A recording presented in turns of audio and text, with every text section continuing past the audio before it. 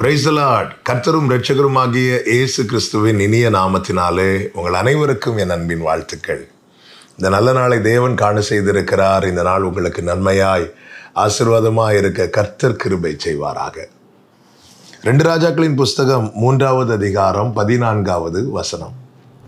அதற்கு எலிசா, நான் யூதாவின் ராஜாவாகிய யோசபாத்தின் முகத்தை பாராதிருந்தால் நான் உம்மை நோக்கவும் மாட்டேன், உம்மை பார்க்கவும் மாட்டேன் என்று சேனைகளுடைய கர்த்தருக்கு முன்னிற்கிற நான் அவருடைய ஜீவனை கொண்டு சொல்லுகிறேன்.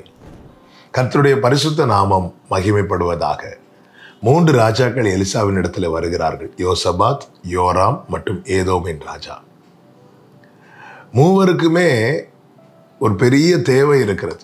தண்ணீர் இல்லை, தண்ணி வேணும். இல்லைன்னா தாகத்தால் அவர்கள் மாத்திரமல்ல, அவர்களுடைய மிருக ஜீவன்களும் மரித்து போகக்கூடிய ஒரு சூழ்நிலையில் இருக்கிறார்கள். அப்பொழுது எலிசா தேவ மனிதன் யோராமை பார்த்து என்ன சொல்லுகிறான் தெரியுமா?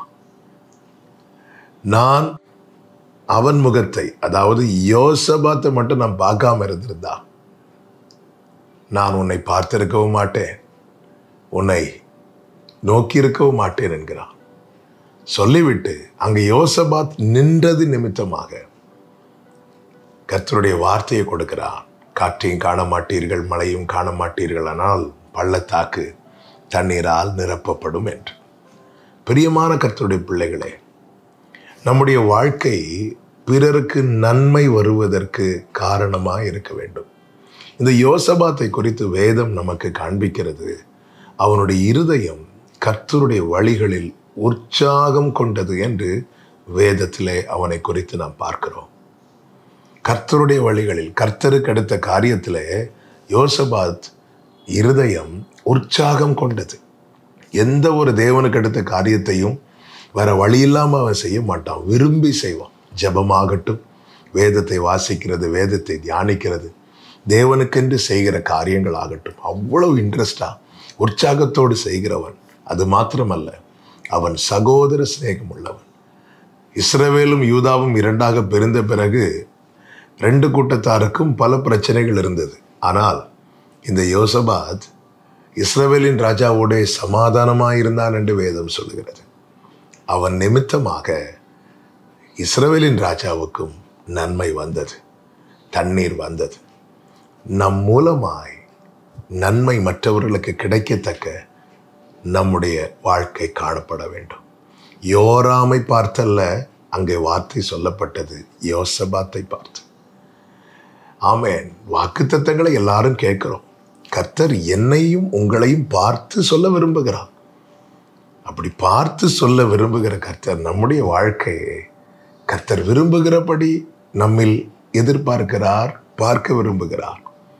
கர்த்தர் விரும்புகிறபடி யோசபாத்தை போல சகோதர சிநேகம் உள்ளவராய், சமாதானம் உள்ளவராய், கர்த்தருடைய வழிகளில் உற்சாகம் உள்ளவர்களாய் காணப்படும் போது நம்மை பார்த்து கர்த்தர் சொல்லுவார், இந்த பள்ளத்தாக்கு தண்ணீரால் நிரப்பப்படும். நீங்கள் காற்றையும் காண மாட்டீர்கள், மழையும் காண மாட்டீர்கள், ஆனாலும் உங்களுக்கு வேண்டிய நன்மை வரும். உங்கள் வாழ்வின் பள்ளத்தாக்கு நன்மையினால் நிரப்பப்படும் என்று சொல்லுவார்.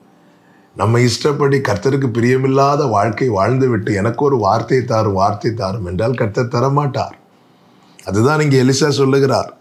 நான் யோசபாத்தின் முகத்தை பாராதிருந்திருந்தா, யோராமே, நான் திரும்பி கூட ஒன்று பார்த்துருக்க மாட்டேன். நீ எவ்வளோ கத்துனாலும் நான் அதை மைண்ட் பண்ணியிருக்க மாட்டேன்.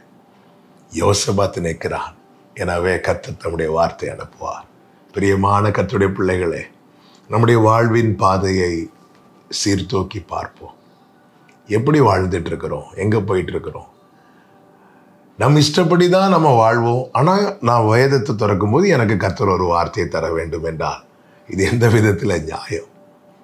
கர்த்தருடைய வார்த்தை நம்மை நோக்கி வருவதற்கு நாம் நம்மை தாழ்த்தி தேவ சமூகத்தில் ஒப்பு கொடுத்து நம்முடைய வாழ்வை சீராக்க வேண்டியது அவசியம். கர்த்தர் நம்மோடும் பேசுகிறவர், அவர் பேச விரும்புகிறார். ஓப்னி பினேகாஸ் கால் போன போக்கில், மனம் போன போக்கில், தேவனுக்கு பிரியமில்லாததை செய்து கொண்டிருந்ததுனால கர்த்தருடைய வார்த்தை அபூர்வமாக இருந்தது. கர்த்தர் அவங்க கிட்ட பேசவில்லை. அவர்களும் ஆசாரியர்கள் தான், அவங்களும் ப்ரீச் பண்ணுறவங்க தான். ஆனால் ஆண்டவர் பேசவே இல்லை. தேவனுக்கு மனுஷனுக்கு பிரியமாய் நடந்த ஒரு பிள்ளையாண்டான் அங்கே இருந்தான், சாமுவேல். கர்த்தர் அவனோடு பேசினார். கர்த்தர் நம்மோடு பேசணுமா? நம்முடைய வாழ்க்கையை சரி செய்வோம். கர்த்தர் ஆசீர்வதிப்பார். ஜெபிக்கலாமா? எங்கள் நல்ல தகப்பனே, இரக்கமுள்ள தேவனே, இன்று எங்களோடு பேசி உணர்த்த நம்முடைய வார்த்தைகளுக்காய் நன்றி. அனுதினம் நீர் எங்களோடு பேசும்படிக்கு எங்கள் வாழ்க்கை, எங்கள் வாழ்வின் பாதை உமக்கு முன்பாய் சீராய் செம்மையாய் இருக்க எங்களை உருவாக்கி வழி நடத்தும். இயேசுவின் நாமத்தில் பிதாவே, ஆமென்.